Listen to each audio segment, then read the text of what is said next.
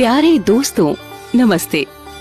आज मैं आपको एक बड़ी ही रोचक कहानी सुनाने जा रही हूँ। एक समय की बात है, सोनपुर नाम के एक गांव में दो दोस्त संजीव और मनोज रहते थे। दोनों एक दूसरे के काफी अच्छे दोस्त थे। दोनों की पत्नी गर्भवती थी। कुछ महीने बाद संजीव को एक बेटा हुआ और उसके कुछ महीने बाद मनोज को एक बेटी हुई। दोनों अपने अपने बच्चे से बहुत खुश थे। एक दिन दोनों दोस्त आपस में बात कर रहे थे। संजीव ने मनोज से कहा, मनोज, हम चाहते हैं कि हमारी दोस्ती कभी खत्म ना हो। हम हमेशा इसी तरह से अच्छे दोस्त बनकर रहें। हाँ, क्यों नहीं, हम हमेशा अच्छे दोस्त बनकर रहेंगे, चाहे जो हो जाए।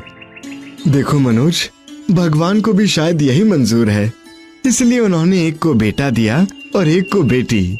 मैं चाहता हूँ कि जब हमारे बच्चे बड़े हों तो हम उन दोनों की शादी करवा दें, ताकि हमारे साथ साथ हमारे बच्चे भी आपस में अच्छी तरह से रह सके। तो ये शादी समझो पक्की मेरे दोस्त। हम एक दूसरे से वादा करते हैं कि चाहे कुछ भी हो जाए, हम अपने बच्चों की शादी एक दूसरे से ही करवाएंगे। ये बात भाभी को भी बता देना। दोनों अपने अपने घर जाकर अपनी पत्नियों से बच्चों की शादी के बारे में बताते हैं।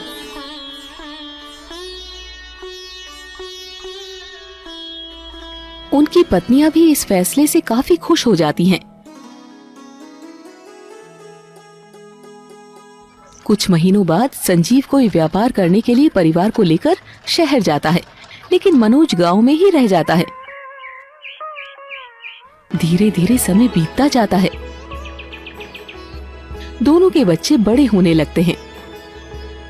मनोज ने अपनी बेटी का नाम सुहानी रखा था और संजीव ने अपने बेटे का नाम राघव रखा था। सुहानी बचपन से ही धर्मराज की भक्त बन जाती है। वो खूब पूजा पाठ करती है और अच्छे से पढ़ाई भी करती है, जबकि संजीव का बेटा राघव गलत संगत में पड़कर तरह तरह का नशा करने लगता है। संजीव उसे बहुत समझाया करता, लेकिन वो नहीं समझता था। संजीव ने बेटे से कहा, बेटा, अपने आप को संभालो, इस तरह से तुम अपनी जिंदगी खराब कर लोगे। नशा करने की आदत छोड़ दो बेटा। पापा, इन सब चीजों से कुछ नहीं होता। ऐसे बहुत सारे लोग हैं जो मुझसे भी ज्यादा नशा करते हैं, लेकिन उन्हें कुछ नहीं होता है। आप मेरी चिंता मत कीजिए। संजीव के कितना भी समझाने पर उस पर कोई असर नहीं होता। इधर गांव में मनोज बीमार पड़ गया। उसका कितना भी इलाज करवाया जा रहा था, लेकिन वो ठीक ही नहीं हो रहा था। एक दिन संजीव उससे मिलने गांव आया। संजीव ने मनोज से कहा, मनोज, तुम्हारी तबीयत तो दिन पर दिन खराब होती जा रही है मेरे दोस्त।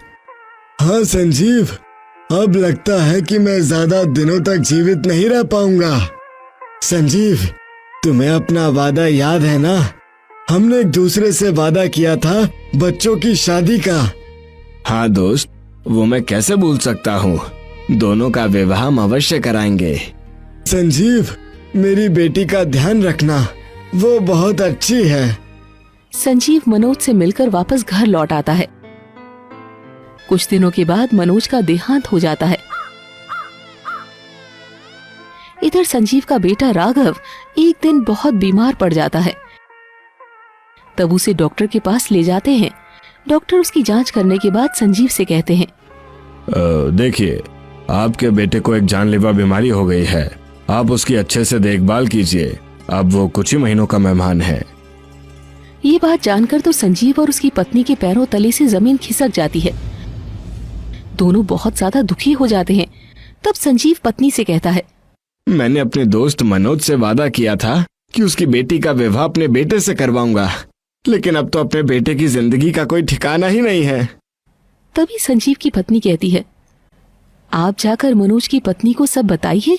हम जानबूझकर किसी की जिंदगी खराब नहीं कर सकते, वो भी हमारी बेटी के समान है।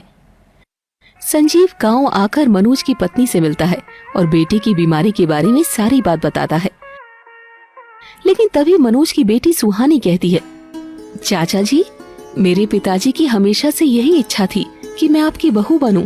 इसीलिए मैं भी मन ही मन सब दिन यही सोचती रहती हूँ। मैं हर हाल में अपने पिता की इच्छा पूरी करना चाहती हूँ। अगर मेरे धर्मराज भगवान चाहेंगे तो मेरे सुहाग को कुछ नहीं होगा। तुम धन्य हो बेटी, हमेशा खुश रहो। कुछ दिनों बाद धूमधाम से दोनों का विवाह कर दिया जाता है। राघव धीरे धीरे और बीमार होता चला जाता है। तो वहीं सुहानी धर्मराज की खूब पूजा पाठ करती थी। एक दिन सुहानी मंदिर गई थी तो रास्ते में उसे एक वृद्ध व्यक्ति मिला जिसके चेहरे पर काफी तेज था। उसने सुहानी से राघव के घर का पता पूछा तो सुहानी ने बता दिया। फिर सुहानी ने उसे प्रसाद दिया। सौभाग्यवती भव। तो उन्होंने सुहानी को सौभाग्यवती भव का आशीर्वाद दिया। इसके बाद वो कहीं गायब हो गया। जब सुहानी अपने घर आई तो थोड़ी देर बाद किसी ने उसका दरवाजा खटखटाया। तब सुहानी ने ही दरवाजा खोला तो देखा कि वही वृद्ध व्यक्ति दरवाजे पर खड़ा है।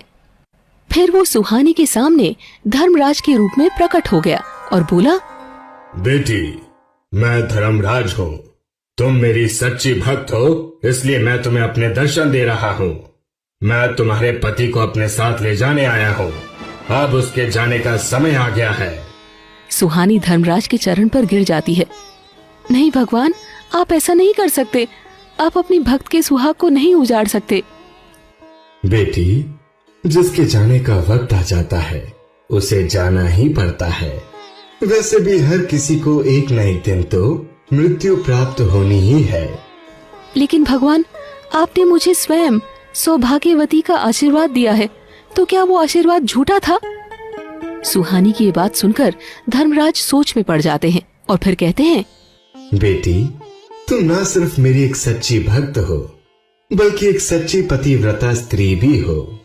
मैं तुम्हारी भक्ति से अति प्रसन्न हूँ, इसलिए मैं वरदान स्वरूप तुम्हें तुम्हारा पति लौटाता हूँ और तुम्हें सदा सुहागन का आशीर्वाद देता हूँ।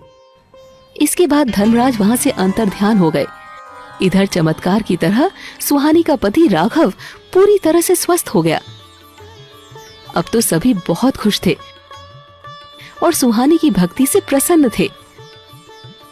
सबने मिलकर धर्मराज भगवान को धन्यवाद दिया और अब राघव ने नशा करना छोड़ दिया और पिता के व्यापार को ही संभालने लगा। अब वो सब काफी सुखपूर्वक जीवन व्यतीत करने लगे।